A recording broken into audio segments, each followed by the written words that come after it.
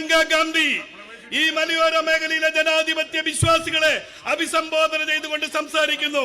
നിങ്ങളോട് സംസാരിക്കുന്നതിന് വേണ്ടി നമ്മുടെ പ്രിയങ്കരിയായ നേതാവ് ശ്രീമതി പ്രിയങ്ക ഗാന്ധിയെ ക്ഷണിക്കുന്നു.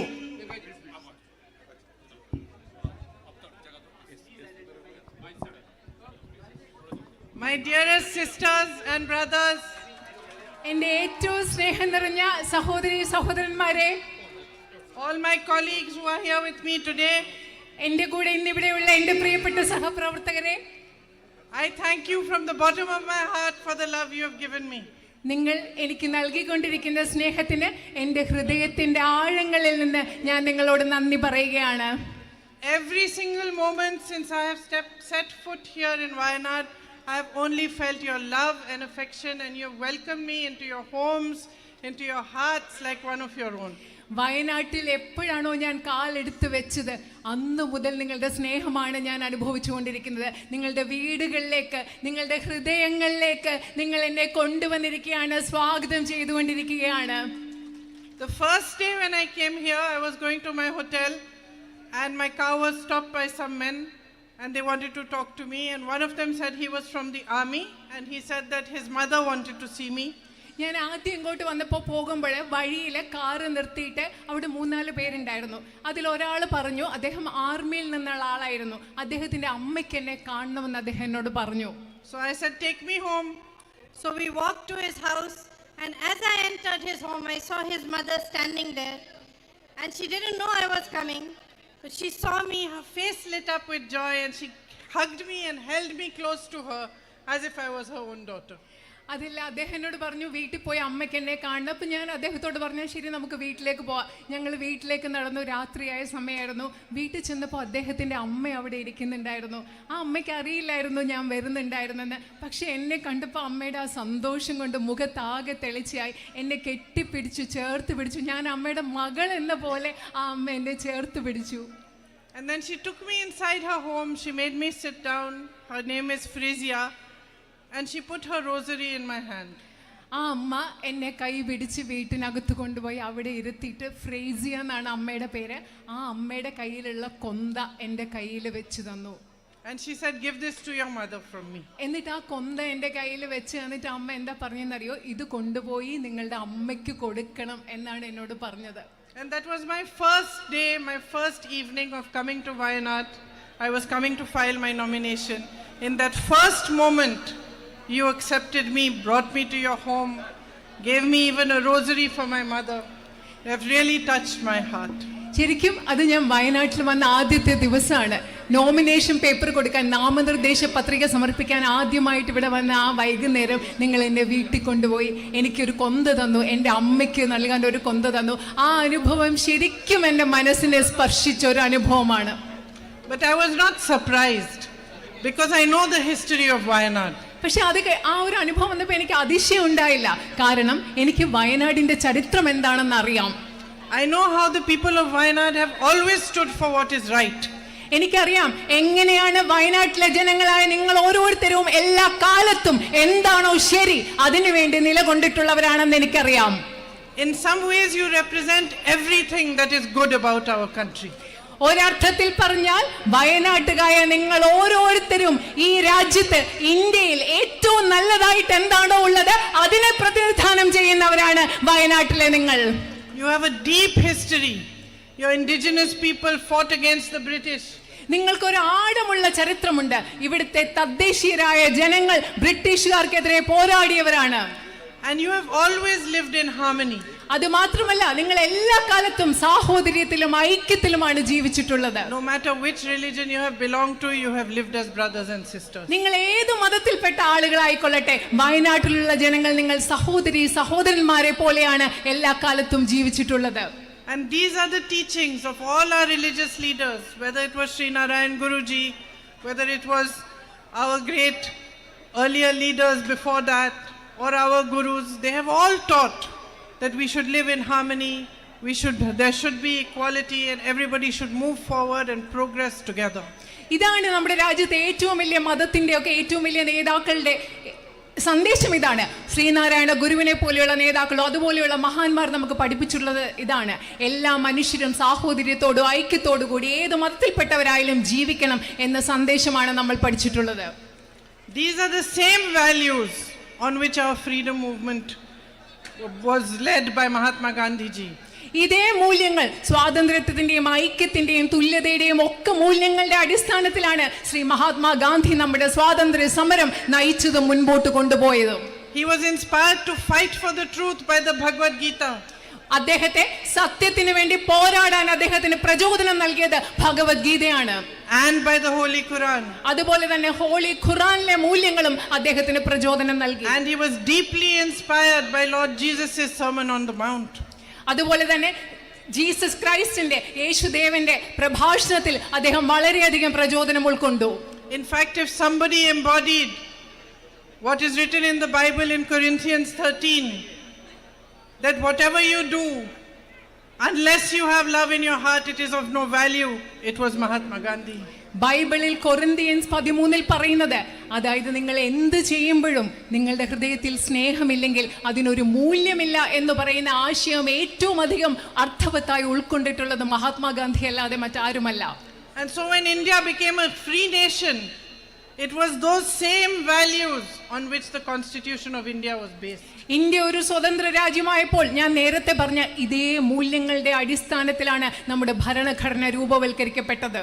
The values of love, equality, truth, justice, secularism, this was the basis of our nation.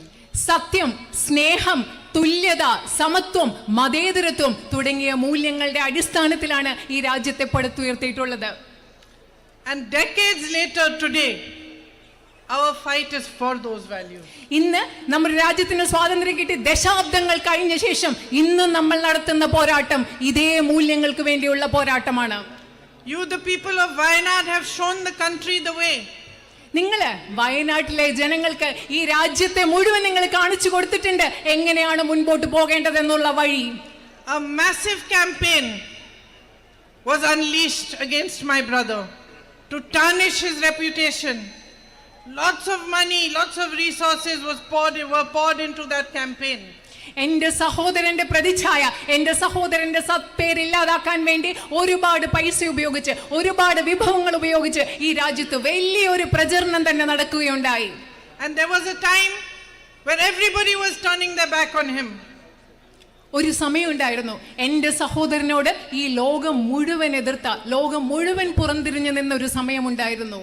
And that is when all of you, each one of you who voted for him, who supported him, who loved him, who gave him courage and affection, stood for what is right. ഈ ലോകം മുഴുവൻ എന്റെ സഹോദരനോട് പുറംതിരിഞ്ഞു നിന്ന സമയത്താണ് വയനാട്ടുകാരായ നിങ്ങൾ ഓരോരുത്തരും അദ്ദേഹത്തിന് നിങ്ങളുടെ സ്നേഹം, നിങ്ങളുടെ വോട്ട്, നിങ്ങളുടെ ധൈര്യം, നിങ്ങളുടെ പിന്തുണ അദ്ദേഹത്തിന് നിങ്ങൾ നൽകിയത്. What everybody is seeing today, you saw then, 5 years ago. ഇന്ന് എന്റെ സഹോദരനിൽ ഇന്ന് എല്ലാവരും കാണുന്നത് എന്താണോ അത് നിങ്ങൾ 5 വർഷം മുമ്പ് നിങ്ങൾ കണ്ടു എന്ന് ഞാൻ പറയുകയാണ്. Today the whole world recognizes that this one man is standing for the truth. He is fighting for the truth and he has the courage to keep fighting no matter what happens to him. ഇന്ന് ലോകം മുഴുവൻ അംഗീകരിക്കുകയാണ് ഈ ഒരൊറ്റ മനുഷ്യൻ അദ്ദേഹം സത്യത്തിന് വേണ്ടിയാണ് പോരാടുന്നത്. എന്ത് സംഭവിച്ചാലും സത്യത്തിന് വേണ്ടി പോരാടാനുള്ള ധൈര്യവും കരുത്തും അദ്ദേഹത്തിനുണ്ടെന്ന് ഈ ലോകം മുഴുവൻ ഇന്ന് പറയുമ്പോൾ വയനാട്ടുകാർ നിങ്ങൾ അത് 5 വർഷം മുമ്പ് തിരിച്ചറിഞ്ഞു. But my sisters and brothers of Wayanad, you recognized this man and you recognized his fight much before everybody else did.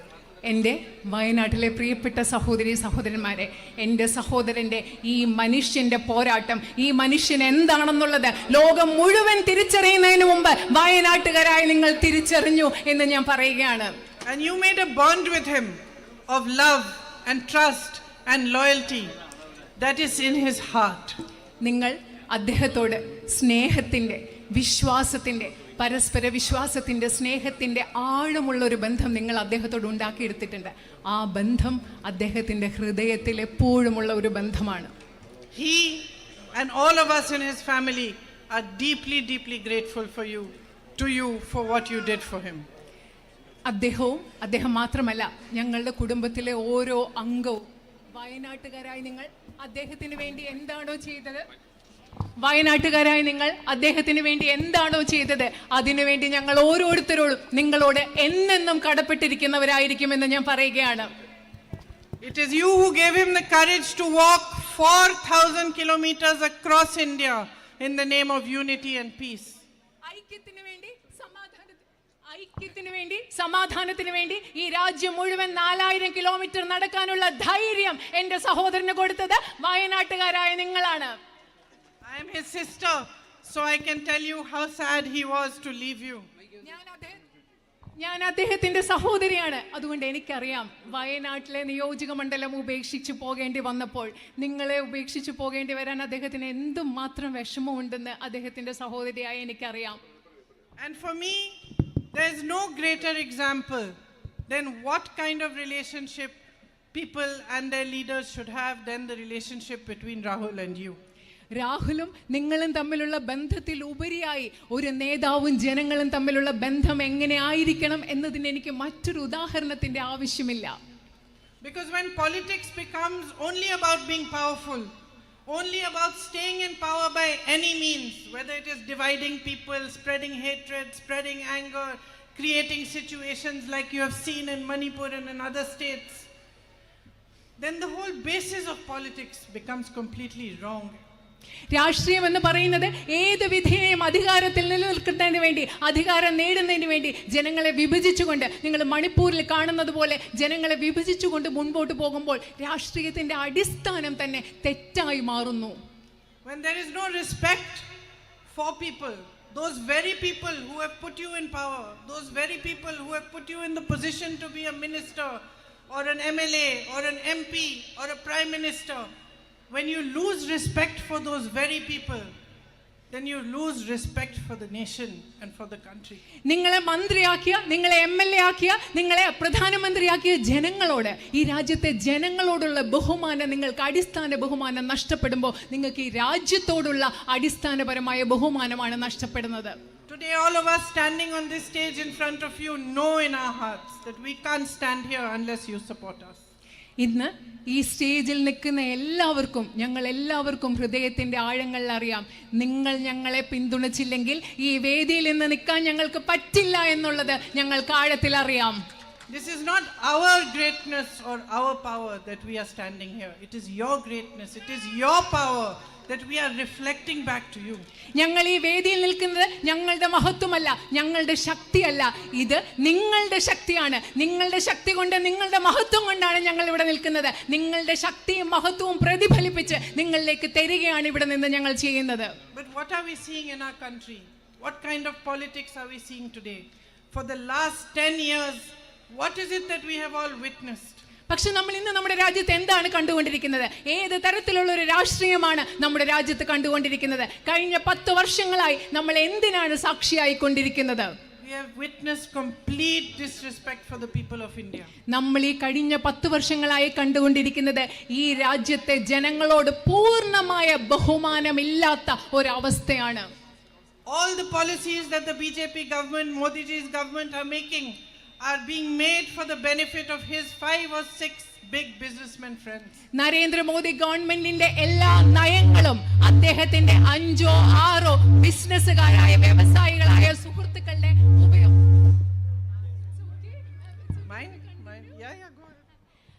നരേന്ദ്രമോദിയുടെ സുഹൃത്തുക്കളായ 5 or 6 ബിസിനസ്സുകാരുടെ ഗുണത്തിന് വേണ്ടി മാത്രമാണ് ഇവിടെ നയങ്ങൾ ഉണ്ടാക്കിക്കൊണ്ടിരിക്കുന്നത്. Policies are not made to benefit you. നിങ്ങളുടെ ഉപയോഗത്തിന് വേണ്ടിയല്ല, നിങ്ങൾക്ക് വേണ്ടിയല്ല ഈ രാജ്യത്തെ നയങ്ങൾ ഉണ്ടാക്കിക്കൊണ്ടിരിക്കുന്നത്. There is no compassion for farmers. Here you have a tradition of agriculture, and agriculture is the basis of your community, and yet you are continuously promised MSP for your crops and you don't get it. ഇവിടുത്തെ കർഷകരോട് യാതൊരു അനുതാപവും അനുകമ്പയും ഇല്ല. നിങ്ങൾക്ക് ഇവിടെ കൃത്യമായ നിങ്ങൾക്കൊരു കൃഷിയുടെ പാരമ്പര്യമുണ്ട്, കാർഷിക വൃത്തിയുടെ പാരമ്പര്യമുണ്ട്. നിങ്ങൾക്ക് വീണ്ടും വീണ്ടും ഒരു മിനിമം താങ്ങുവില വാഗ്ദാനം നൽകുകയാണ്, പക്ഷെ അത് നിങ്ങൾക്ക് ഇതുവരെ ലഭിച്ചിട്ടില്ല. Tribal peoples and farmers are under attack across the country.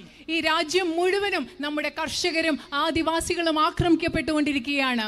Their lands are given to big business people. വലിയ വലിയ ബിസിനസ്സുകാർക്ക്, വ്യവസായികൾക്ക് ആദിവാസികളുടെ ഭൂമി എടുത്ത് നൽകിക്കൊണ്ടിരിക്കുകയാണ്. And there is no thinking on how to make jobs for you, how to increase employment, how to give you better access for health, for education and all those needs that the government should be providing for. നിങ്ങൾക്ക് എങ്ങനെയാണ് കൂടുതൽ തൊഴിലവസരങ്ങൾ സൃഷ്ടിക്കുക, കൂടുതൽ തൊഴിൽ നൽകുക, വിദ്യാഭ്യാസത്തിനും ആരോഗ്യ സംരക്ഷണത്തിനും കൂടുതൽ സാധ്യതകൾ ഉണ്ടാക്കുക, ഇതിനെപ്പറ്റി ഒന്നും ഗവൺമെന്റ് ചിന്തിക്കുന്നില്ല. You were promised MSP for rubber, you still don't get it. You were promised a medical college.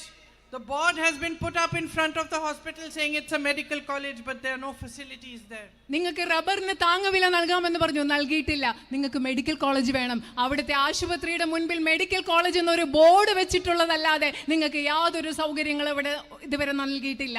And when there is no respect for people and there is no respect for the strength that people give you, then politicians wake up in the morning and decide to make whatever rules they want and you have to abide by them. ഇപ്പോൾ നിങ്ങളോട് ബഹുമാനമില്ലാത്തപ്പോൾ, നിങ്ങൾ നേരിടുന്ന പ്രശ്നങ്ങൾ എന്താണെന്ന് മനസ്സിലാക്കാൻ താല്പര്യമില്ലാത്തപ്പോൾ രാഷ്ട്രീയക്കാർ രാവിലെ എഴുന്നേറ്റ് അവർക്ക് ഇഷ്ടമുള്ള തീരുമാനങ്ങൾ കൊണ്ടുവരികയാണ്. അത് നിങ്ങൾക്ക് അനുസരിക്കണം. അതാണ് ഇന്നത്തെ സാഹചര്യം. So all of a sudden you have demonetization. പെട്ടെന്ന് ഒരു ദിവസം നിങ്ങൾക്ക് ഈ രാജ്യത്ത് not നിരോധനമുണ്ട്, which affects deeply all these small businesses. അത് ഏറ്റവും കൂടുതൽ ആഴത്തിൽ ബാധിച്ചിട്ടുള്ളത് ഇവിടെയുള്ള ചെറിയ ചെറിയ കച്ചവടക്കാരെയും വ്യാപാര സ്ഥാപനങ്ങളെയുമാണ്. All of a sudden you have multiple GST, different taxes on different things that confuse you, that create more and more problems in your business. അത് മാത്രമല്ല, പെട്ടെന്ന് നിങ്ങൾക്ക് GST, ചരക്ക് സേവന നികുതി പോലെയുള്ള പല പല നികുതികൾ ഉണ്ടാവുന്നു. നിങ്ങളെ എല്ലാവരുടെയും ആശയക്കുഴപ്പത്തിലാക്കുന്ന പല പല നികുതികൾ ഉണ്ടാവുന്നു. All of a sudden a zone is declared ESA and villages are put into that zone without any proper reasoning or planning, and you have to abide by new rules. അത് മാത്രമല്ല, പെട്ടെന്ന് ഒരു ദിവസം പരിസ്ഥിതി ആഘാത പഠനം നടത്തി പരിസ്ഥിതി ലോല മേഖല പ്രഖ്യാപിച്ച് കുറെ ഗ്രാമങ്ങളെ അതിലേക്ക് പ്രഖ്യാപിക്കുകയാണ്. നിങ്ങൾക്ക് ഇതിന്റെ പിന്നിൽ ഒരു ആസൂത്രണവുമില്ല. നിങ്ങളെ ആകെ ആശയക്കുഴപ്പത്തിലാക്കുകയാണ്. There is so much that can be done here. Tourism can be developed so much more. വയനാട്ടിൽ ഒരുപാട് കാര്യങ്ങൾ ഇവിടെ ചെയ്യാനുണ്ട്. നിങ്ങളുടെ വിനോദസഞ്ചാരം ഇനി ഒരുപാട് നമുക്ക് വികസിപ്പിച്ചെടുക്കേണ്ടതുണ്ട്. Health facilities, education facilities can be improved, access can be improved. അതുപോലെ തന്നെ ആരോഗ്യ സംവിധാനങ്ങൾ, വിദ്യാഭ്യാസത്തിനുള്ള സംവിധാനങ്ങൾ മെച്ചപ്പെടുത്തേണ്ടതുണ്ട്. അതിലൊക്കെ പ്രവേശിക്കാനുള്ള സാധ്യതകൾ ഉണ്ടാക്കേണ്ടതുണ്ട്. I know you have a huge issue of human animal conflict. Everybody should sit down, find solutions which work for all sides. എനിക്കറിയാം, നിങ്ങൾക്കിവിടെ മനുഷ്യ വന്യജീവി സംഘർഷം എന്ന് പറയുന്ന ഒരു വലിയ പ്രശ്നം പരിഹരിക്കാനുണ്ട്. ഒരുമിച്ച് ചേർന്ന് നിന്നുകൊണ്ട് അതിന് കൃത്യമായ ഒരു പരിഹാരം കണ്ടെത്തേണ്ടതുണ്ട്.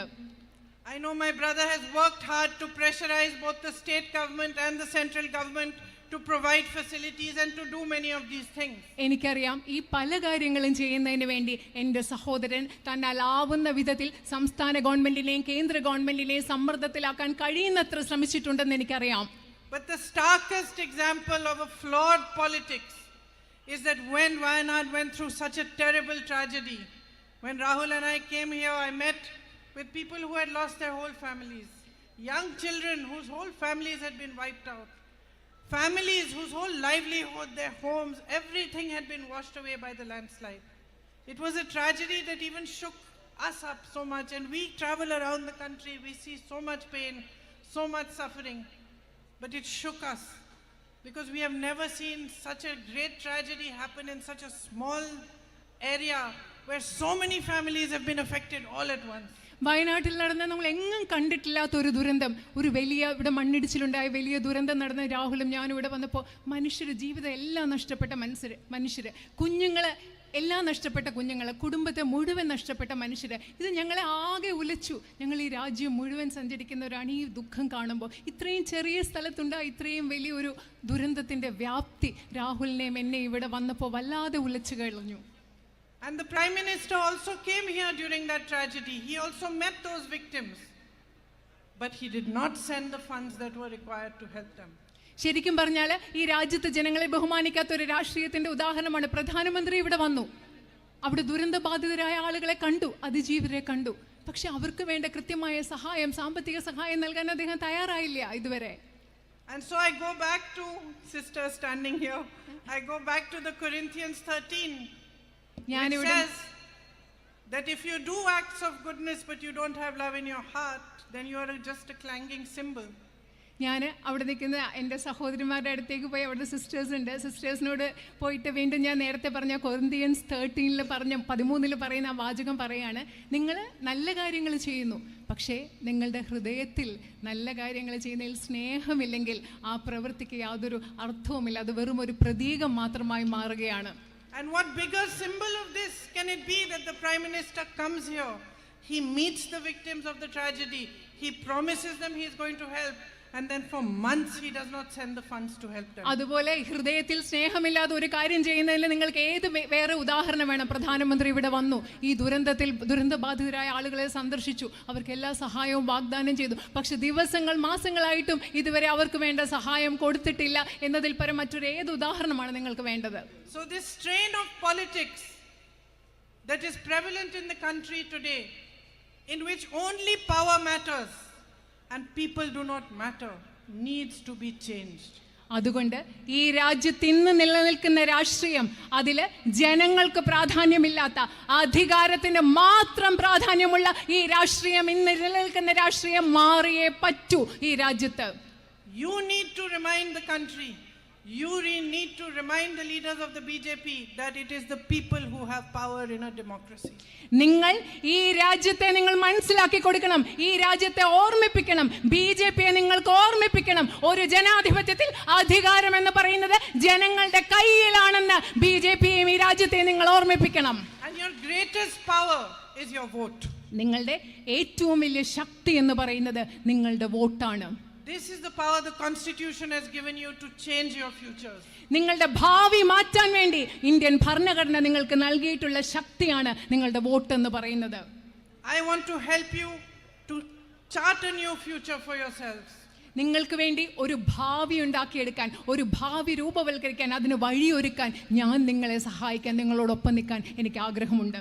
I want to reach out to as many of you as I can, come to your homes, understand your issues, understand the depth of your problems. I want to know which are the biggest issues and how we can tackle them and how we can move forward to pressurize the governments to act on your behalf. എനിക്ക് എന്നാൽ ആവുന്ന വിധത്തിൽ കഴിയുന്നിടത്തോളം നിങ്ങളെ നേരിട്ട് കാണണം. എനിക്ക് നിങ്ങളുടെ വീട്ടിൽ വരണം, നിങ്ങളോട് സംസാരിക്കണം, നിങ്ങളുടെ പ്രശ്നങ്ങൾ എന്താണെന്ന് അറിയണം, നിങ്ങളുടെ കൃത്യമായ പ്രശ്നങ്ങൾ എന്താണെന്ന് മനസ്സിലാക്കി അത് പരിഹരിക്കാൻ ഗവൺമെന്റുകൾക്ക് സമ്മർദ്ദം ചെലുത്താൻ എനിക്ക് ആവുന്നത് ചെയ്യാൻ കഴിയണമെന്ന് എനിക്ക് ആഗ്രഹമുണ്ട്. We don't have a government in the center and we don't have a government in the state. കേന്ദ്രത്തിലും സംസ്ഥാനത്തിലും നമുക്കിപ്പോൾ government അധികാരത്തിലില്ല. But we have the strength of your voice, and I can raise your voice at every platform. I can raise your voice in parliament. I can ask for what you want, demand for your needs on every platform possible. നമുക്ക് രണ്ട് ഗവൺമെന്റുകൾ ഇല്ലെങ്കിലും നമുക്ക് നിങ്ങളുടെ ശബ്ദത്തിന്റെ കരുത്തുണ്ട്. ആ ശബ്ദത്തിന്റെ കരുത്തിൽ നിങ്ങളുടെ പ്രശ്നങ്ങൾ ഇന്ത്യൻ പാർലമെന്റിലും സാധ്യമായ ഏത് വേദിയിലും ഉയർത്താനും നിങ്ങളുടെ പ്രശ്നങ്ങൾ പരിഹരിക്കുന്നതിന് വേണ്ടി പോരാടാനും എനിക്ക് സാധിക്കും. For me, your love is sacred. എന്നെ സംബന്ധിച്ചിടത്തോളം നിങ്ങളുടെ വയനാട്ടുകാരുടെ സ്നേഹം എന്ന് പറയുന്നത് പരിപാവനമായി, പുണ്യമായി ഞാൻ കരുതുന്നു. Each one of you is a responsibility for me. Each one of you is a duty. Each one of you symbolizes a trust and faith that you are placing in me, and I will not let you down. എന്നെ സംബന്ധിച്ചിടത്തോളം നിങ്ങൾ ഓരോരുത്തരും എന്ന് പറയുന്നത് എൻ്റെ ഉത്തരവാദിത്തമാണ്. നിങ്ങൾ ഓരോരുത്തരും എന്ന് പറയുന്നത് എൻ്റെ കടമയാണ്. നിങ്ങൾ ഓരോരുത്തരും എനിക്ക് നിങ്ങളോടുള്ള ഉത്തരവാദിത്വത്തിൻ്റെ, നിങ്ങൾ എന്നിൽ അർപ്പിക്കുന്ന വിശ്വാസത്തിൻ്റെ, സ്നേഹത്തിൻ്റെ പ്രതീകമാണ്.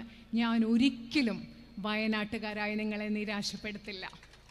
I see so many young girls and boys the age of my own children. I know how you are well educated. Your parents have worked hard to educate you. ഇവിടെ ഞാൻ ഒരുപാട് ചെറുപ്പക്കാരായ ആൺകുട്ടികളെയും പെൺകുട്ടികളെയും കാണുന്നത് എൻ്റെ മക്കളുടെ പ്രായമുള്ള ആൺകുട്ടികളും പെൺകുട്ടികളാണ്. എനിക്കറിയാം നിങ്ങളുടെ അച്ഛനമ്മമാർ നിങ്ങളെ പഠിപ്പിക്കാൻ വേണ്ടി എത്രമാത്രം കഷ്ടപ്പെട്ടിട്ടുണ്ടെന്ന് എനിക്കറിയാം. And for me it would be a mission to provide you, to help you to get a better future for yourselves. ഇവിടെയുള്ള ആൺകുട്ടികൾക്കും പെൺകുട്ടികൾക്കും നിങ്ങളെ സഹായിക്കുക, നിങ്ങൾക്ക് മികച്ച ഒരു ഭാവി ഉണ്ടാക്കി എടുക്കുക എന്നത് എൻ്റെ ഒരു നിയോഗമായിട്ട് ഞാൻ കണക്കാക്കുന്നു. Like that little girl there, I would like to see her grown up and independent and earning for herself. അവിടെയുള്ളൊരു ചെറിയ പെൺകുട്ടിയെ കണ്ടോ? ഞാൻ അവള് വളർന്ന് വലുതാകുമ്പോൾ സ്വന്തമായിട്ട് വരുമാനമുണ്ടാക്കി സ്വതന്ത്രയായി ജീവിക്കുന്ന ഒരു പെൺകുട്ടിയായിട്ട് അവളെ കാണാൻ ഞാൻ ആഗ്രഹിക്കുന്നു. And I look forward to a journey with you of understanding, of respect, and of fighting for whatever you want and whatever you feel are your strongest needs over here. നമ്മൾ രണ്ടുപേരും കൂടെ ഒരുമിച്ചുള്ള മനസ്സിലാക്കലിൻ്റെ, ബഹുമാനത്തിൻ്റെ, സ്നേഹത്തിൻ്റെ ഒരു യാത്ര. നിങ്ങളുടെ പ്രശ്നങ്ങൾ മനസ്സിലാക്കി അതിന് കഴിയുന്ന വിധത്തിൽ പരിഹാരം കണ്ടെത്താൻ വയനാട്ടുകാരോടൊപ്പമുള്ള സ്നേഹത്തിൻ്റെയും യാത്രയുടെ, സ്നേഹത്തിൻ്റെ മനസ്സിലാക്കലിൻ്റെ ഒരു യാത്രയിലേക്ക് ഞാൻ ഉറ്റുനോക്കുകയാണ്. Thank you for your love and affection, and thank you for waiting for me here today and for listening to me. നിങ്ങളുടെ സ്നേഹത്തിനും ഇഷ്ടത്തിനും വളരെയധികം നന്ദി. എന്നെ കാത്തു നിന്നതിനും എന്നെ ശ്രവിച്ചതിനും കേട്ടതിനും വളരെയധികം നന്ദി. നന്ദി. I am very grateful to you. ഞാൻ നിങ്ങളോട് വളരെയധികം കടപ്പെട്ടിരിക്കുന്നു. നന്ദി. They're saying that I am speaking too long. Should I speak less? No. This is a hard touch. ഞാൻ ഒരുപാട് സംസാരിക്കുന്നു എന്നാണ് പറയുന്നത്.